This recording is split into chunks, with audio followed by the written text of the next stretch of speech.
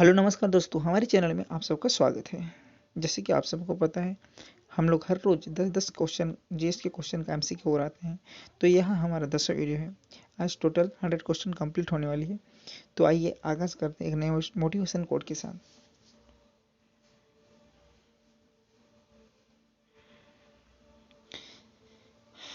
देखिए दोस्तों, जीवन में जीत नहीं बल्कि संघर्ष महत्वपूर्ण होता है।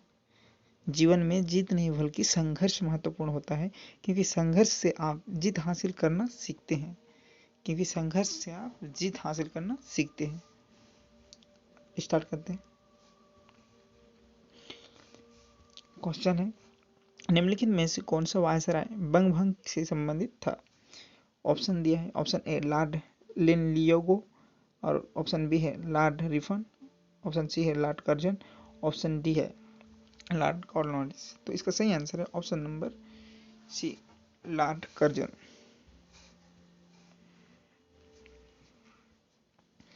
वायसराय लॉर्ड कर्जन के समय सांप्रदायिकता के बीज बोने के लिए बंग भंग यानी कि बंगाल विभाजन का प्रस्ताव 19 जुलाई 1905 को लाया गया और यह 16 अक्टूबर 1905 को लागू हुआ। इस दिन बंगाल में शोक दिवस के रूप में मनाया जाता है। रविंद्रनाथ टैगोर के कहने पर विभाजन दिवस को एकता के प्रतीक के रूप में राखी बंधन दिवस के रूप में भी मनाया जाता है। हालांकि ब्रिटिश सरकार ने बंगाल के विभाजन को प्रशासनिक मजबूरी बताया। इसके बाद 1911 ईस्वी में बंगाल विभाजन रद्द होता है और इसी दिन दिल्ली में दरबार लगता है। दिल्ली को कलकत्ता से दिल्ली में नया राजधानी बनाते हैं। नेक्स्ट क्वेश्चन है, 1857 के विद्रोह के समय ब्रिटिश प्रधानमंत्री कौन था?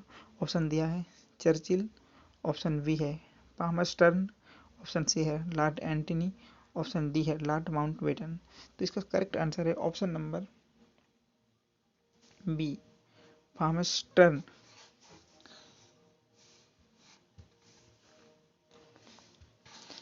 1857 के स्वतंत्रता संग्राम के दौरान ब्रिटिश प्रधानमंत्री विस्कॉटन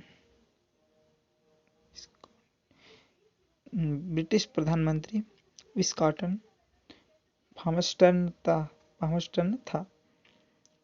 उसका कार्यकाल 1855 से 1858 ईस्वी तक था, जबकि भारत का गवर्नर जनरल उतना टाइम लॉर्ड कैनिंग था। निम्नलिखित में से सहायक संधि प्रणाली की शुरुआत करने वाला गवर्नर जनरल कौन था? ऑप्शन दिया है Lord Dalhousie, Lord Ripon, Lord Wellesley, Lord Canning. तो इसका करेक्ट आंसर है option number C, Lord Wellesley. सहायक संधि प्रणाली की शुरुआत लॉर्ड वेलेस्ली ने की थी। उसके अंतर्गत देशी राज्यों को स्वयं के खर्चे पर एक ब्रिटिश सेना एवं दरबार में ब्रिटिश रेजिडेंट रखना था और उसी राज्य की विदेश नीति ब्रिटिश सरकार के अधीन हो जाएगी तथा बदले में ब्रिटिश सरकार उस राज्य की सुरक्षा की गारंटी देते थे।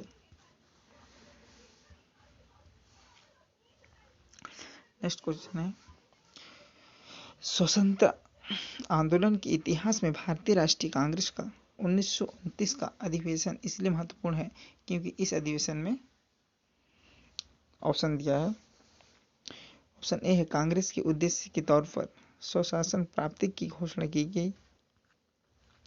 ऑप्शन बी है कांग्रेस के लक्ष्य के तौर पर पूर्ण स्वराज प्राप्ति को स्वीकृत किया गया। ऑप्शन सी है असहयोग आंदोलन का आरंभ हुआ। ऑप्शन डी है लंदन में गोलमेज सम्मेलन में भागीदारी करने का निर्णय लिया गया। तो इसका करेक्ट आंसर है ऑप्शन नंबर बी, कांग्रेस के लक्ष्य के तौर पर पूर्ण स्वराज प्राप्ति की स्वीकृति किया गया 1929 में। नेक्स्ट क्वेश्चन, दिसंबर 1929 के लाहौर अधिवेशन की अध्यक्षता जवाहरलाल नेहरू ने की थी। इस अधिवेशन में कांग्रेस का लक्ष्य पूर्ण स्वराज घोषित किया गया था। 26 जनवरी 1930 को पूर्ण स्वराज दिवस मनाने की घोषणा की। नेक्स्ट क्वेश्चन है, निम्नलिखित में से किस हड़प्पाकालीन स्थल से एक सूचना पट अभिलेख का साक्ष्य मिला? ऑप्शन ए है मोहनजोदड़ो, ऑप्शन बी है लोथल, ऑप्शन सी है राखी गढ़ी और ऑप्शन डी है धोलावीरा। तो इसका करेक्ट आंसर है ऑप्शन नंबर डी, धोलावीरा।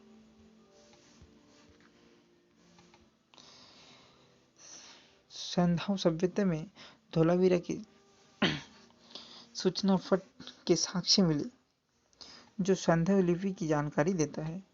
हड़प्पाकालीन लिपि भावचित्रात्मक थी जिसमें सभ्यता 400 अक्षर हैं और धौलावीरा की खोज 1990 से 1991 ईस्वी में R.S. विस्ट ने की थी। नेक्स्ट क्वेश्चन, इल्तुतमिश के शासनकाल में निम्नलिखित में से कौन सा एक चांदी का सिक्का प्रयोग में था?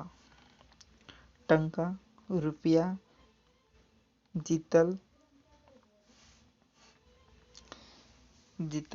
मोहर। तो इसका करेक्ट आंसर है ऑप्शन नंबर ए, टंका।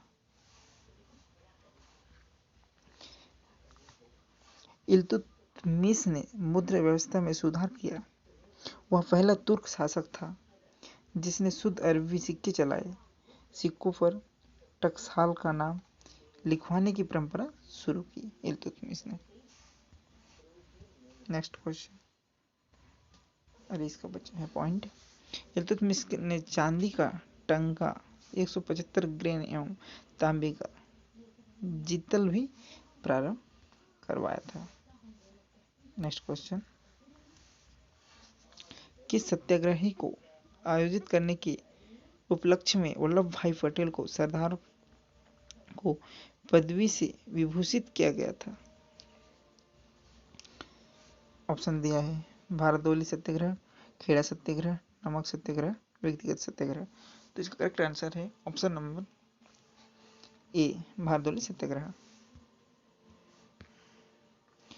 भारदोली गुजरात के सूरत जिले में स्थित है। 1928 ईस्वी में वहां लगान देने के विरोध में आंदोलन शुरू हो गया जिसका नेतृत्व वल्लभ भाई पटेल जी ने किए थे।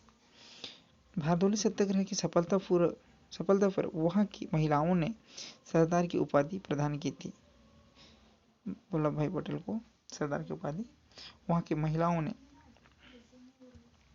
प्रदान की थी। नेक्स्ट क्वेश्चन, किस मुगल बादशाह के काल में हिंदू मनसबदारों की संख्या सर्वाधिक थी? अकबर, शाहजहां, जहांगीर, औरंगजेब। इसका करेक्ट आंसर है option number D, Aurangzeb. Mughal बादशाह औरंगजेब एक कट्टरपंथी शासक था। उसने हिंदू मूर्तियों व मंदिरों को तुड़वाया, जजिया कर पुनः लगाया आदि हिंदू विरोधी कार्य किए, परंतु उसके काल में सर्वाधिक हिंदू मनसबदारों की संख्या भी थी।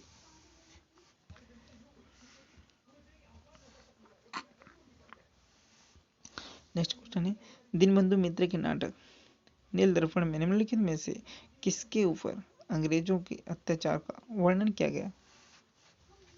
ऑप्शन दिया है कारीगरों पर, ऑप्शन बी है नील की खेती करने वालों पर, ऑप्शन सी है जनजातियों पर, ऑप्शन डी है बुनकरों पर। तो इसका करेक्ट आंसर है ऑप्शन नंबर बी, नील की खेती करने वालों पर। अंग्रेजों की शोषणकारी नीतियों का एक परिणाम नील आंदोलन भी था। इसलिए दीनबंधु मित्र ने अपने नाटक नील दर्पण में नील की खेती करने वालों किसानों की स्थिति का वर्णन किया। नेक्स्ट क्वेश्चन,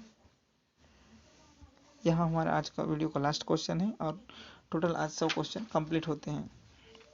तो आइए जानते हैं, सल्तनत काल में किस भाषा को राजभाषा का दर्जा दिया गया? फारसी, उर्दू, अरबी, तुर्की। तो इसका करेक्ट आंसर है ऑप्शन नंबर ए, फारसी। फारसी को राजभाषा का दर्जा दिया गया। दिल्ली सल्तनत की राजभाषा फारसी थी क्योंकि विदेशी मुस्लिम आक्रांतों की साहित्य भाषा फारसी थी। जैसे जैसे दिल्ली पर विदेशी शासकों का शासन स्थापित हुआ वैसे वैसे फारसी भाषा का विकास हुआ।